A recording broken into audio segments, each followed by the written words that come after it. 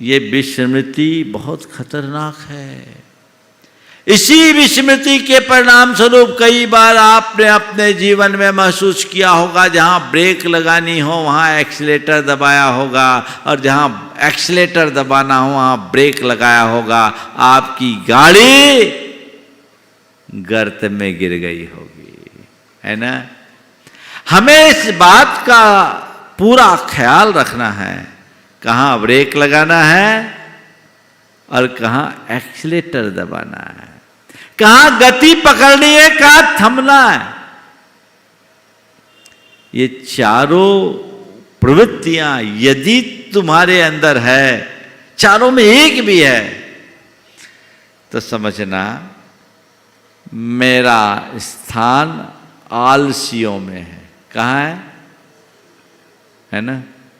अब मैं तो आपको आलसी नहीं कहूँगा, क्यों कहूँ, मैं तो यही मानता हूँ उद्यमी लोग हैं, और भगवान से प्रार्थना करता हूँ आप सदैव उद्यमी बने रहो, ताकि आपके पास आलस कभी आ भी न सके, फटक भी न सके।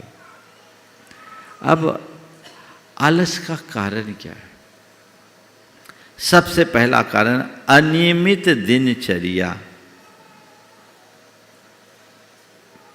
जिनकी दिनचर्या का कोई ठिकाना नहीं, कब उठना, कब सोना, कब बैठना, कहाँ जाना, कहाँ नहीं जाना, वो व्यक्ति आलसी होते हैं।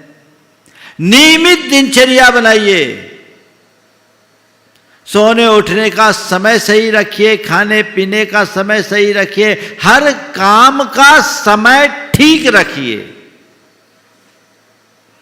अनियमित दिनचर्या मनुष्य के जीवन को अस्त व्यस्त करती है। तो अनियमित दिनचर्या, असंतुलित खान पान,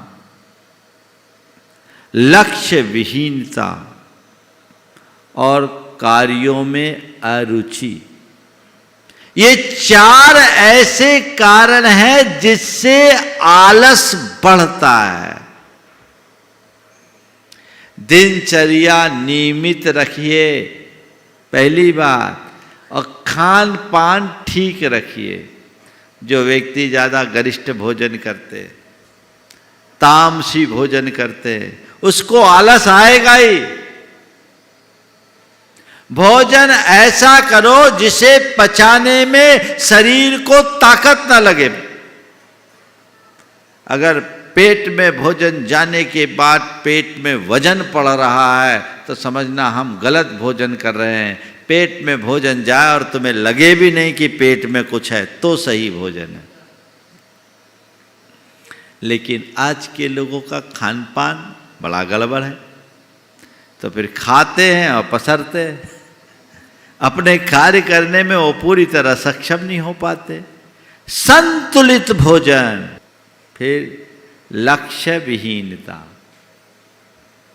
जिसका कोई लक्ष्य ही नहीं है, क्या करना क्या नहीं करना, वो कभी अपने कार्यों में तत्पर नहीं हो सकता। लक्ष्य निष्ठ व्यक्ति ही अपने कार्य में तत्परता रख पाता है, और उसी तत्परता से वह अपने जीवन को आगे बढ़ा पाता है। तत्परता,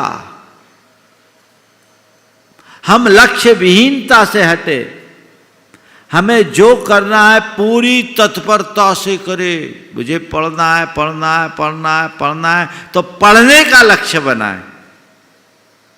पढ़ाई का लक्ष्य होगा तो पढ़ेंगे, और जिनका ठीक है कोई नहीं, पास हो जाए तो हो जाए, तो उद्यम नहीं करेगा। एक लड़का बहुत मेहनत करता था, और उसका दूसरा भाई था बिल्कुल पढ़ने में मेहनत नहीं करता था। रिजल्ट जैसा मेहनत वैसे रिजल्ट। पहला वाला मेरिट में आया और दूसरा वाले को 33% मार्क्स आए। अब जब 33% मार्क्स आए, लोगों ने बोला देखो तुम्हारे कितने कम मार्क्स आए। बोले मार्क्स कम आए तो क्या हुआ, दोनों बैठेंगे तो एक ही क्लास में। अरे मेरिट में आने वाला 95% मार्क्स लाने वाला भी वही क्लास में जाएगा जहां मैं 33% लेकर जाऊंगा। आप बोलो ऐसे को क्या बोला जाएगा? हाँ, वो आलसी है ना। एक आदमी बड़ा आलसी था, परीक्षा आई, परीक्षा में पेपर दिया गया, आलस्य पर लेख लिखो। आलस्य पर लेख लिखना था। उसने अपने 3 पन्ने पूरे खाली छोड़ दिए और चौथे पन्ने में एक वाक्य लिखा, इसी का नाम आलस्य है। इसी का नाम आलस्य है। कहानी खत्म। अगर तुम्हारा लक्ष्य तुम्हारे सामने नहीं होगा तो तुम कभी तत्पर नहीं हो सकोगे। इसलिए सदैव अपने लक्ष्य को अपने सामने रखो। जो पाना चाहते हो, जो करना चाहते हो, जो हासिल करना चाहते हो, जहां पहुंचना चाहते हो, हर पल अपने सामने रखकर चलो, तब आगे बढ़ पाओगे। नहीं तो जहां के तहां अटक जाओगे। आलस को हावी मत होने दो। पर्वत पर जब आप चढ़ते हो, लक्ष्य लेकर चलते हो कि मुझे पूरा पैदल, पूरी वंदना पैदल करनी है, पूरी यात्रा करनी है। आप चढ़ते जाते हो, चढ़ते जाते हो, चढ़ते जाते हो, शरीर थकता है, लेकिन फिर भी आप अपने मन को कहते नहीं, थकना नहीं है, हमें चलना है, चलना है, चलना है। क्यों? हमारा लक्ष्य है पूरी वंदना करना। और जो ये लक्ष्य लेकर नहीं जाता हो, अरे अब बस की नहीं है, चलो देखे कोई डोली वाला मिल जाए तो उस पर बैठ जाए। होता है? क्या हो गया? लक्ष्य के प्रति सदैव समर्पित रहे और अपने कार्यों में रुचि रखे। कार्य में अरुचि आलस लाएगा। चाहे धार्मिक कार्य हो, चाहे लौकिक कार्य हो। मुझे प्रवचन सुनना है तो प्रवचन प्रारंभ होने से पहले मुझे पहुंचना है, मेरी रुचि है। जिस समय प्रवचन प्रारंभ होगा उससे पहले मुझे अपने बाकी सारे कार्य कर लेना, ये एक मेरी रुचि है। हाँ, सुनना है। महाराज जी तो 9:20 तक प्रवचन देते, आखिरी के एक आध वाक्य भी सुन लेंगे तो कल्याण हो जाए। कुछ लोगों का ये भी दृष्टिकोण हो सकता है, तो पीछे रह जाएगा। जहां रुचि होती है वहां उत्साह जगता है, तत्परता होती है, और जहां अरुचि होती है वहां आलस्य आता है। इससे बचिए। अब इसका नतीजा क्या है? आलस्य का नतीजा क्या है? आलस्य का जो पहला फल है, अवसर खोना। जीवन में जो भी की चीज़ें हैं, अच्छे अच्छे अवसर आते हैं तो भी आलसी मनुष्य उसे खो बैठता है। प्राप्त अवसरों को हम खो देते हैं। अक्सर हमारे पास होता, हमारे साथ ऐसा होता है कि हमें अच्छे अच्छे अवसर मिलते हैं, लेकिन बाद में कहते रहे चूक गए, थोड़ा सा लेट हो गए, हमने समय पर ध्यान नहीं दिया, काश हमने पहले प्रयास किया होता। अवसर खो दिया। तो अवसर खोने के बाद अब क्या है? हाँ? अवसर खोने के बाद अब क्या है? कुछ नहीं होगा। लेकिन हमें अवसर खोना नहीं है, प्राप्त अवसर का सदुपयोग करना है। कुछ भी हो, हम अपने अवसर को ठीक तरीके से उपयोग में ले। दूसरा है शारीरिक शिथिलता।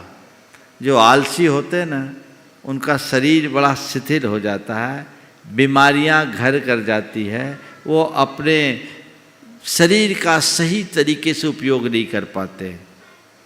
और तीसरा है मानसिक अस्त व्यस्तता।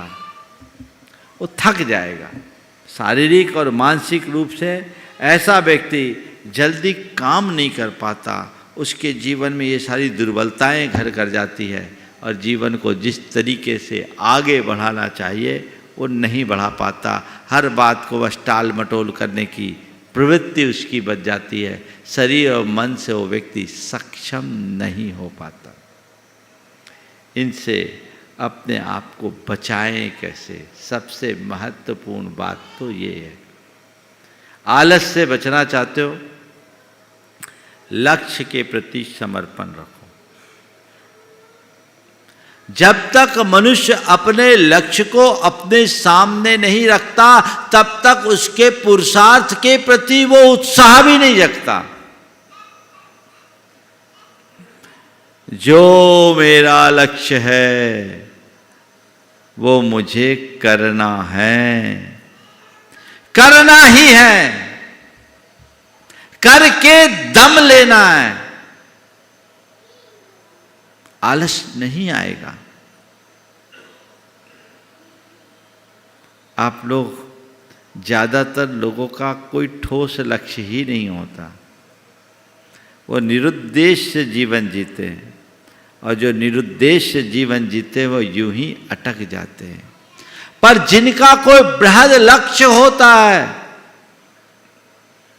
उसके लिए आगे बढ़ते जाते, आगे बढ़ते जाते, आगे बढ़ जाते।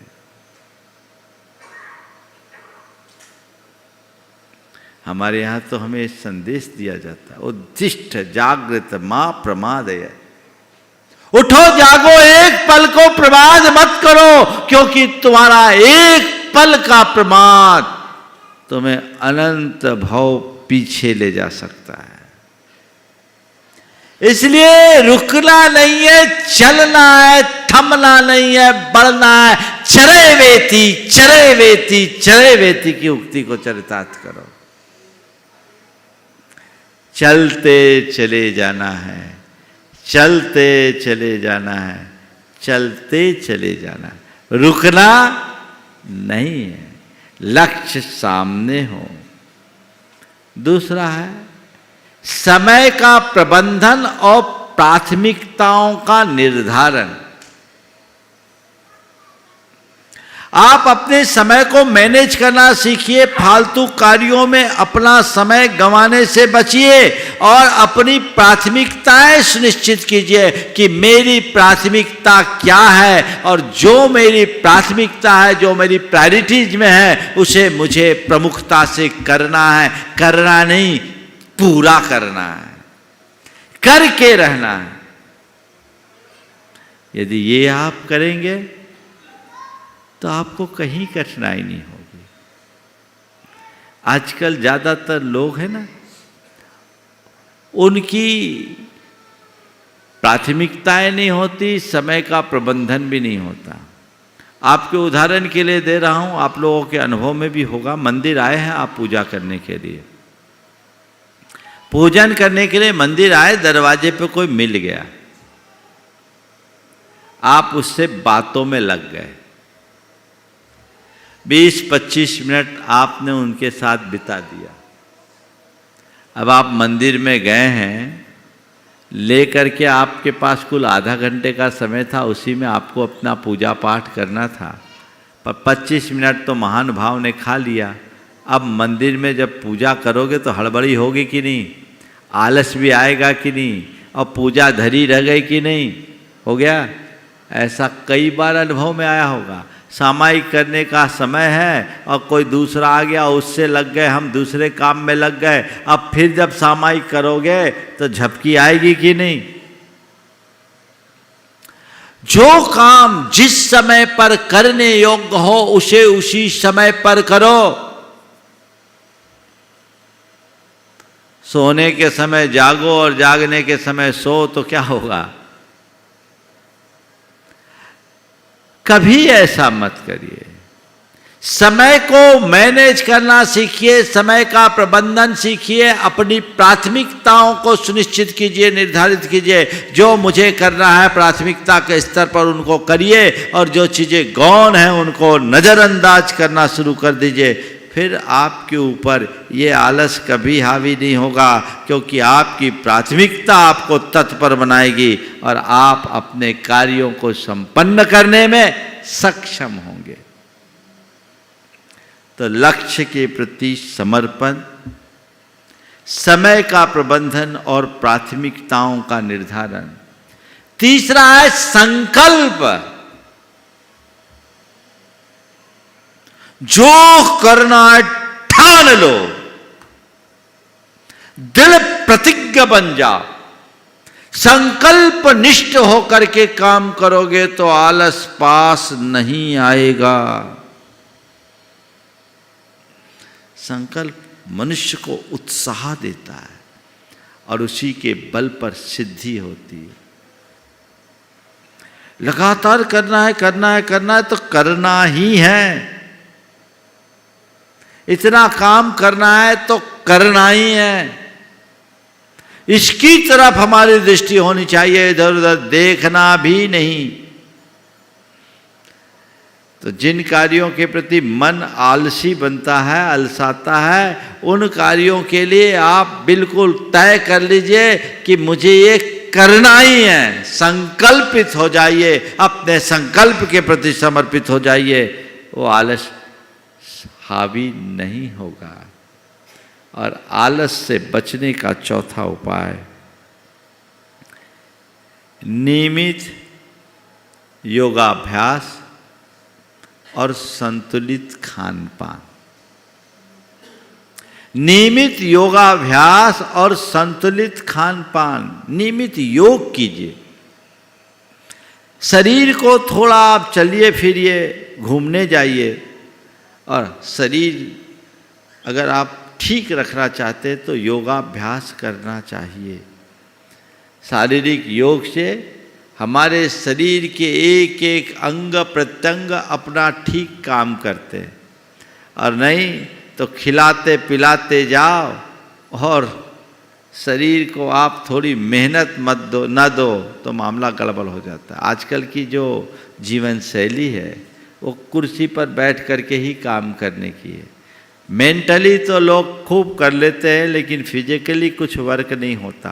पहले तो घर में भी काम करते थे तो उसमें थोड़ी मेहनत होती थी क्योंकि ज़्यादातर सारे काम अपने हाथ से करने होते थे।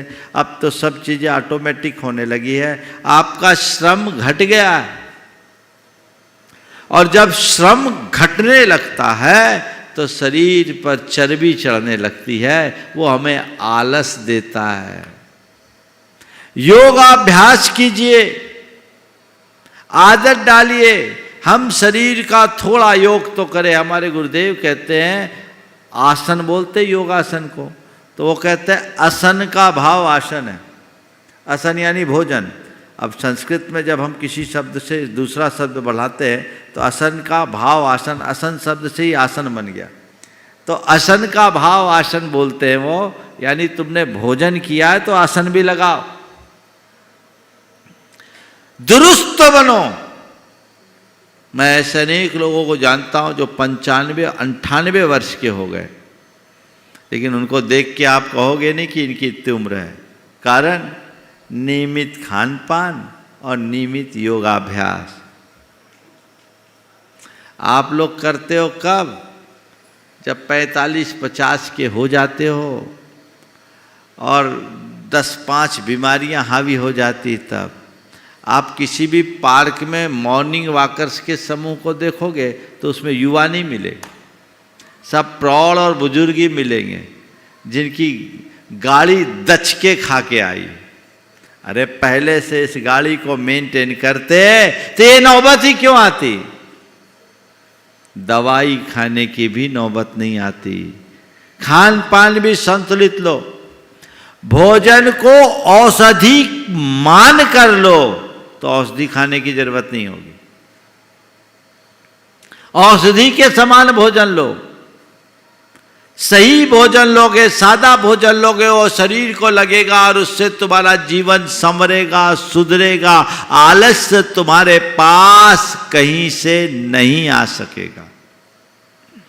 तो ये बात अपने जीवन में अंगीकार करे तो हमारा काम हो सकता है। नहीं तो बंटाधार है, जिसने आलस को जीत लिया उसका बेड़ा पार, और जो आलस में जी रहा है उसका बंटाधार।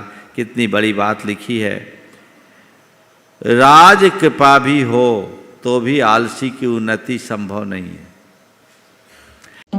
हमारे चैनल मधुरवाणी को लाइक, कमेंट और सब्सक्राइब करना ना भूलें। Thanks for watching.